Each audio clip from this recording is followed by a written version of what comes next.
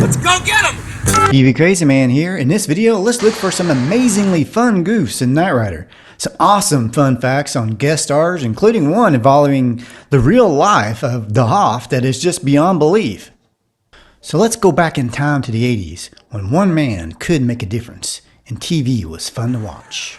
Truth, justice, and the American way. I like it. Let's look at hidden drivers, hands that come out of nowhere, and people that just aren't there. In the episode, Good Day at White Rock, Michael and KITT are alone. Or are they?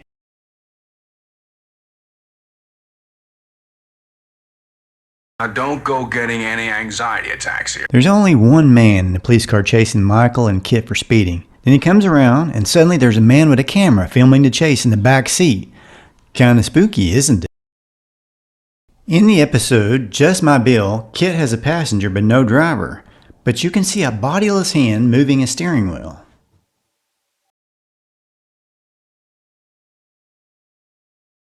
In one of the coolest episodes of Knight Rider, KITT meets his evil twin Car, who in this scene ejects his only human passenger. But then, who is sitting in the driver's seat? Speak English, huh? In the episode Night Moves, you can see somebody hiding out in KITT.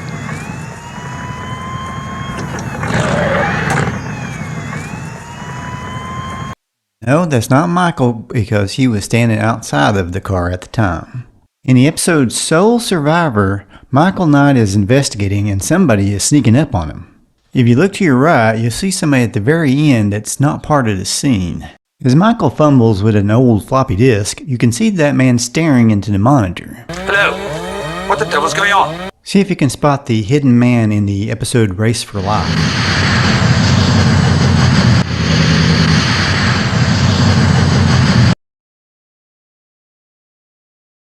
You could say this is very unusual. The ultraphonic analyzer indicates there's absolutely nothing unusual. Okay, but what about this?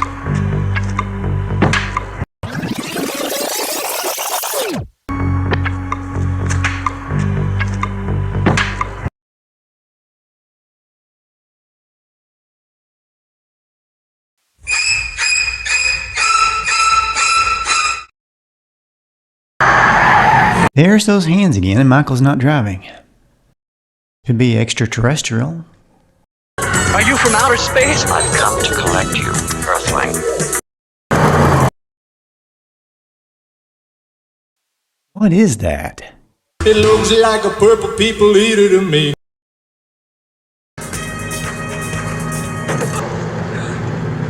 Get down here, buddy.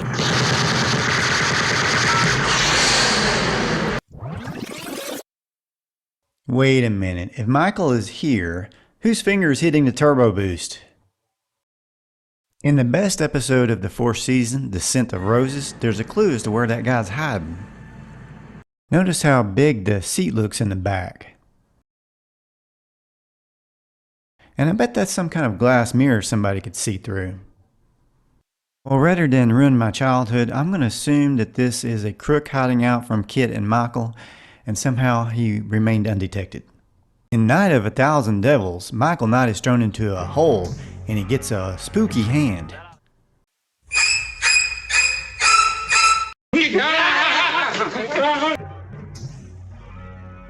Now we were told throughout the series that KITT was indestructible, except when he wasn't. Every new season, first episode premiere resulted in KITT being trashed in order so he could be upgraded in some way. But regardless, KITT was pretty tough. He was bulletproof, able to take missile blasts most of the time, unless they happened to go up his tailpipe. But generally speaking, KITT was indestructible to common ordinary physical force. Unless, of course, it was a goof that somehow slipped by. Like in the episode Good Day at White Rock, where some bikers are attacking KITT, and his paint job is suffering damage that could normally take a rain of bullets without a scratch. Now here you can see paint chips flying off into the air. In the episode Slammin' Sammy's Stunt Show Spectacular, it looks like KITT's about to do a nosedive, but then they cut to a different shot. I wonder if it looked a little something like this. In this jump from the episode Just My Bill, KITT's nose looks a little wobbly. You know, I don't blame her for screaming. I found it a little upsetting myself.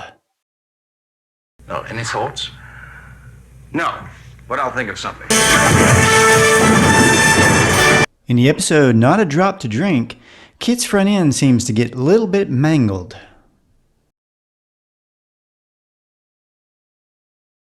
Of course, after the jump is over, KITT looks like he's ready for a car show.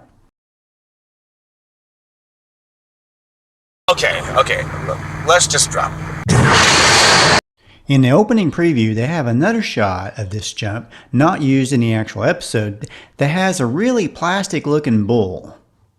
In the episode No Big Thing, KITT tells Michael to put it in reverse when a big truck is trying to run him off the road. Michael, put it in reverse. But seconds later, KITT must have had a problem in his memory banks, because then he asked Michael why he put it in reverse. Michael, why reverse? We could have jumped over. I got a real smart car. A little later in the episode, and KITT seems to have forgotten where he laid his windshield at. Here's a bad guy that gets angry because he can't break into KITT. Whoops, I think he overacted just a little bit, because obviously you're not supposed to be able to dent KITT with your bare hands. In the episode Goliath, where KITT gets destroyed by a big rig with his level of indestructibility, the toy model that takes the hit doesn't match up with the damage on the real car later in the episode. In the episode Big Iron, Michael is chased by a bulldozer, where he jumps into KITT and instantly becomes a crash test dummy. Then, Michael and KITT are knocked over a big hill to roll several times before stopping. This is another one of those cases where KITT should technically be impervious to destruction, but he's not. Of course, he shows no damage later on. In the episode Sky Night, KITT parachutes out of a plane and breaks a wheel on landing. Thankfully, he was able to drive off shortly after. Looks to me like they used a toy model for this particular stunt. Now let's look at some stunt goofs that didn't go exactly right or gave away the stuntman or some of the tools of the trade to the viewing audience. In the episode Good Day at White Rock, a motorcycle gang is being set up to ride into a rope trap. The first one hits the rope as planned, but the second gang member is pulled off his bike before he even gets anywhere near the rope. If you have a good sized screen, you may be able to actually see the line behind him that yanks him.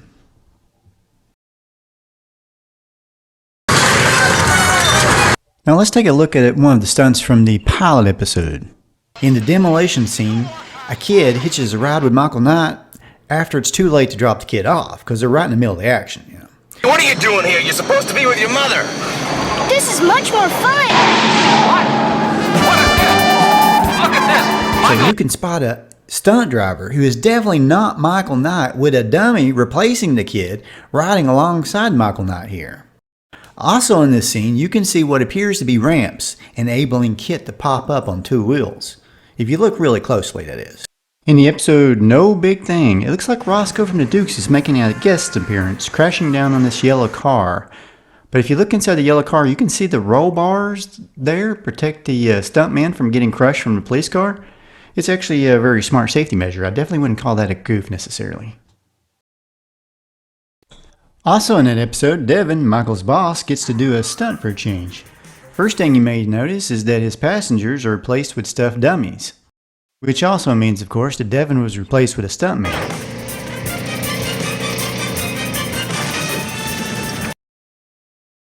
Check out Stunt Devin's safety helmet. Neat, isn't it? Back when this was on, we used to do jumps like this on bicycles without helmets. Without shoes for that matter. In the episode Trust Doesn't Rust, Michael is hanging on for dear life on the outside of KITT's evil twin car. Inside car is a bad guy and Bonnie. Michael jumps onto KITT, but later we can still see Michael's boots in car's rear window as if he were still there, hanging on for dear life. Another interesting item in this scene, completely not stunt related, is that although they've been in a wooded area the entire scene, if you look behind the couple of close-up shots that they have of Michael, the background is actually of a city.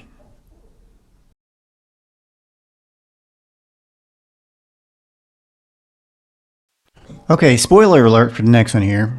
The ending pits Michael, Bonnie, and KITT against a supposedly driverless car, Well, if you freeze the frames or slow them down, you can see two stuntmen driving who clearly believe they are out of the frame, and they might be on an older TV set. Hard to say for sure. But the really weird thing happens when car goes off the cliff, and they use a shot from the 1977 movie The Car, a vehicle that doesn't resemble a Trans Am at all.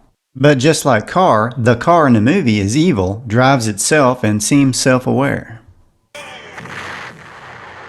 It appears in this first season episode that Car has exploded into tiny bits, but that doesn't stop him from being found in season 3 buried in the sand completely intact. The same scene from the Car movie was used again a few episodes later on the episode Forget Me Not. This time it's used to represent KITT jumping off a cliff onto the beach. In the episode The Topaz Connection, there's a big jump that was used quite a few times on this series. That has a couple of interesting things going on. Now I bet that the object hanging on the passenger side is a camera, which picked up this shot.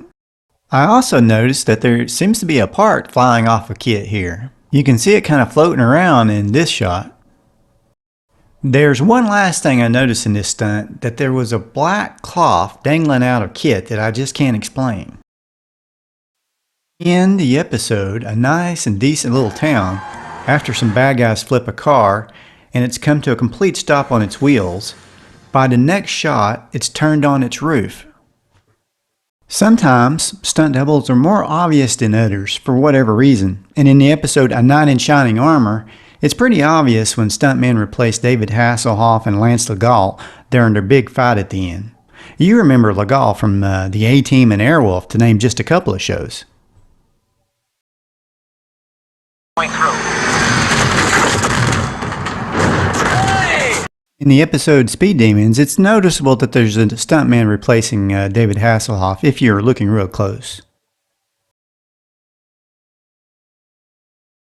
In the episode Night of the Chameleon, Michael uses his ejector seat to grab the bad guy on the jetpack, but in a couple of shots the wire harness holding them up is pretty noticeable.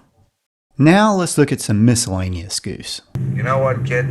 What, Michael? Sometimes you're no help at all. Now, as all Knight Rider fans know, KITT had a very special and unique steering wheel, but on occasion they snuck in a regular round steering wheel just to see if you were paying attention. In the episode Just My Bill, KITT is being chased on a dirt road, but when KITT uses his smoke screen, they switch to an older clip where he's on pavement and his door is open. You're talking show business, and that's completely outside the scope of any known system of logic. In the episode Inside Out, Michael climbs out on the KITT's hood while a woman who's working with him jumps into the driver's seat. The funny thing is, she does it twice.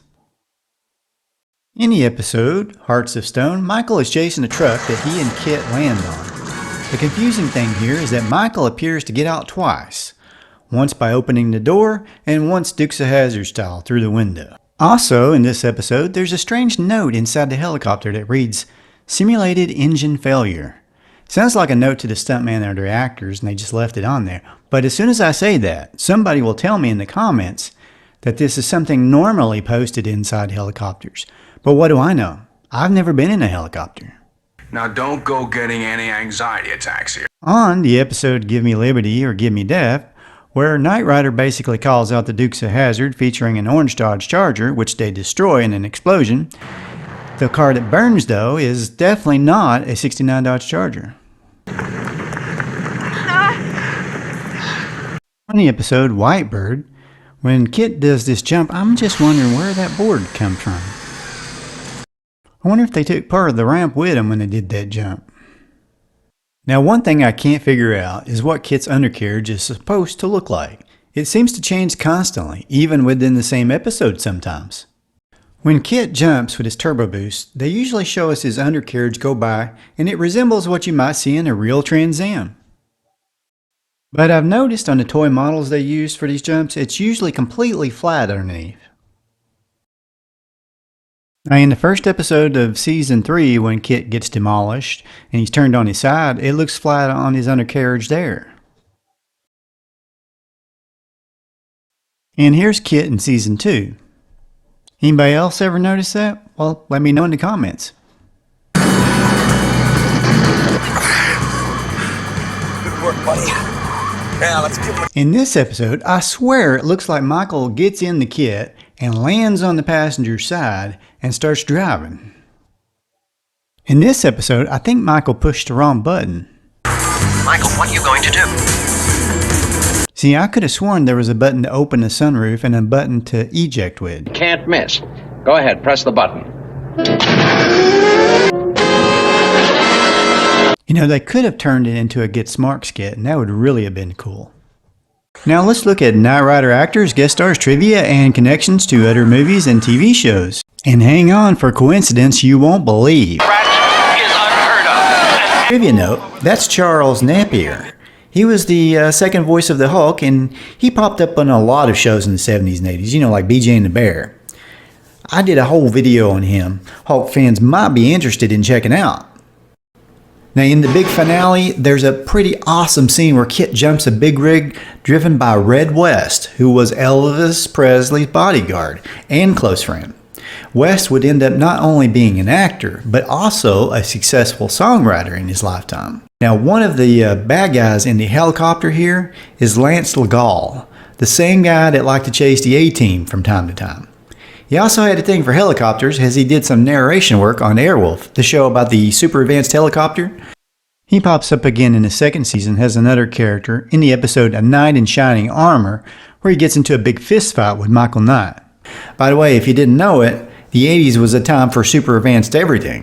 Besides Airwolf, there was the advanced helicopter Blue Thunder, super advanced motorcycle Street Hawk, which was like a motorcycle version of Knight Rider, except the motorcycle didn't talk. And then, of course, there was Automan, who was a computer-generated superhero. Now, backtracking just a little bit, Knight Rider was very similar to the Six-Man Man in that the hero almost dies at the beginning and he gets sent to doctors to get rebuilt. Well, in Michael Knight's case, of course, his face is what gets rebuilt, completely revamped, so the crooks can't recognize him. The interesting thing is that the actor who played Steve Austin's boss on the Six-Man Man, the one who proclaims we can rebuild him, is also the doctor who fixes up Michael Knight in the very first episode. Too bad he didn't stick around for more episodes. Another quinky dink is that Richard Anderson, Oscar, played a character named Sam Knight the year before on an episode of Charlie's Angels. It's things like that that just make you go, In the Season 3 Knight Rider episode Custom Made Killer, Alan Oppenheimer guest starred. Now he played as Rudy Wells on 7 early episodes of the Six-Man Man, and he was also the voice of Skeletor on He-Man and the Masters of the Universe in the 80s. You don't know much about this business, do you? Glenn Larson was responsible for adapting the Six-Man Man to television, and of course he produced Knight Rider. The actor Richard Basehart, who did the awesome opening narrative for the series, played Wilton Knight on the pilot. Wilton Knight, of course, is the man who created the foundation for law and government that Michael Knight worked for. What an epic voice he had for the Knight Rider intro. Knight Rider, a shadowy flight into the dangerous world of a man who does not exist. Before Knight Rider, he was famous for Irwin Allen's Voyage to the Bottom of the Sea from 1964 to 68. Sadly, he died in 1984 before Knight Rider had even finished its original run. I can almost prove the Hulk, Superman, and Knight Rider exist in the same universe. Sorta. In the episode Not a Drop to Drink, Knight Rider uses the same movie footage from the movie The Parallax View as the Incredible Hulk used in its episode Prometheus. Knight Rider combines that movie footage with the scene from Superman the movie where Superman drops huge boulders down into a valley to create a dam. KITT's version is rockets fired from his exhaust pipe. Reminds me of the Amazing Stories episode Remote Control Man, which featured a cameo of the Incredible Hulk, although played by someone other than Lou Ferrigno, KITT, and Faceman from the A-Team. You see Michael? They're looking good, Mom. I think the green guy's the colonel. Also in the episode Not a Drop to Drink, actor Tom Lester from Green Acres guest starred. You may remember him as Ebb. And according to the courts, our water finally belongs to who it should belong to, us. Mr. Douglas, do you know what you just did? Yes. You silenced the work of hundreds of technicians and actors, not to mention the relatives of the producer. His Knight Rider appearance was kind of rare for Lester, as he was very particular what he played on due to his Christian faith. According to IMDb, he once said that he couldn't go to church and be in a movie downtown that people in the church wouldn't see because of the subject matter or language. He shared the same stage 3 times with Billy Graham. He was also into farming in real life, just like his role on Green Acres. I've cleaned up a couple of western towns in my day. Hogwash. Another Green Acres actor, Pat Bettram, showed up on Knight Rider's 4th season episode, Fright Night. Of course, he played Mr. Haney, the character we all love to hate. Hey, you guys actors? Heck no. Peter Cullen, Optimus Prime himself, did the voice of the evil car in the episode Trust Doesn't Rust. He did the voice once more in the Knight Rider rebooted series. This is where your companion told me to stop last night. Actually, most of what you said was incoherent. That same year, 1982, that William Sanderson played a crook on this car episode, he had already started his long run as Larry on Newhart. I'm Larry, this is my brother Daryl, that's my other brother Daryl. I throwed my back out last week crawling under a house. Sounds like a tough job. It wasn't a job, I just like crawling under houses. On the episode Nobody Does It Better, Leave It to Beaver's Tony Dow guest stars as a not-so-tough bad guy. You know, they missed an opportunity to have the rest of the cast of Leave It to Beaver on that episode. That would have been neat. And who are you, anyway? My name is Michael Knight. I gotta bring you in. I had to ask. Actress Gina Davis made her first television appearance on the episode KITT the Cat. This next one features a couple of spoilers, so be aware. Catherine Hicklin, David Hasselhoff's real-life wife at the time, played on 3 episodes of Knight Rider, including one of the best of the series, the 4th season episode, The Scent of Roses, where she marries Michael Knight, gets gunned down at their wedding, and Michael goes on a rampage to bring down the crook responsible. Well, then you tell him to stay out of my way. Here's a bit of trivia that's sure to blow your mind. I've checked IMDb, Wikipedia, and just a general Google search, and I can't find anything to contradict this weird little fact. I'm coming for you, Durant. I'm coming alone. You count on that. After Catherine Hicklin divorced David Hasselhoff, she married a soap opera actor named Michael Knight in 1992. Believe it or not. Now, here's a quick rundown of some other notable guest stars. Brian Thompson from Cobra and the X-Files. Robbie Rist, also known as Oliver from the Brady Bunch, and the voice of Michelangelo in the Teenage Mutant Ninja Turtles movie trilogy of the 1990s. Robert Pine from Chips. Scott Valentine, before he was Nick from Family Ties. New Addition. Don King. Heavyweight champion Ken Norton. Robert Englund. And the most interesting location shot for Knight Rider has to go to the house from Psycho. Boy, this place looks really familiar.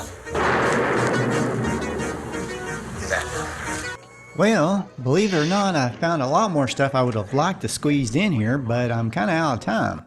I think I broke a record for most time on one single video. I'll just have to save it for a future Knight Rider video. So let me know in the comments what you thought of this one and whether or not you want another Knight Rider video. I didn't even really get a chance to talk much about the main stars of the series, and there's still some guest star appearances I would like to discuss in more detail, and some other stuff, like Knight Rider's capabilities and so forth. This, of course, is the TV Crazy Man channel, bringing back memories of classic TV you might have forgotten, goofs, bloopers, and TV fun facts. Please hit the like and subscribe if you haven't, and hit the bell so you don't miss any future videos. Lastly, if you love cartoons like I do, then check out my other channel, Brady Cat Cartoons. I've got a lot of plans for that channel, but I need help getting it off the ground. So if you like animation, then please consider subscribing to that channel as well, and watch a few of my videos there, and when you get a chance, maybe leave a comment on my latest videos there. And thanks, and have a great day, and let the discussions on Knight Rider begin.